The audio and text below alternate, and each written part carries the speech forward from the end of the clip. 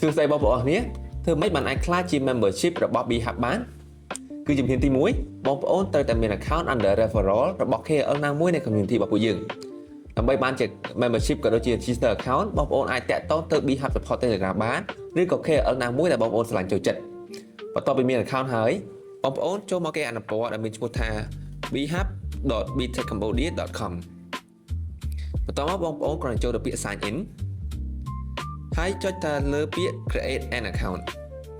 ញ្ចឹងបងប្អូនអាចបំពេញទៅតាម requirement ដែលយើងត្រូវការហើយ create account បានបន្ទាប់ពីបងប្អូនselect ទៅលើ create account បងប្អូននឹងទទួលបាន email មួយដើម្បី verify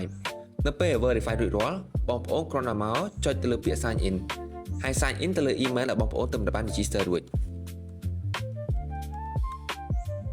បន្ទាប់ពីបងប្អូន sign in ហើយបងប្អូននឹងឃើញ dashboard មួយហ្នឹង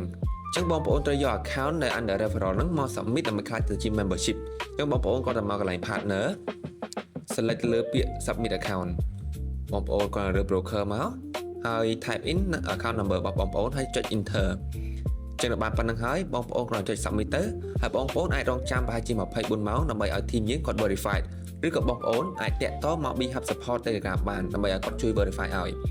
អញ្ចឹងខ្ញុំមានតែប៉ុណ្្នឹងទេអរគុណបងប្អូនទាំងអស់គ្នា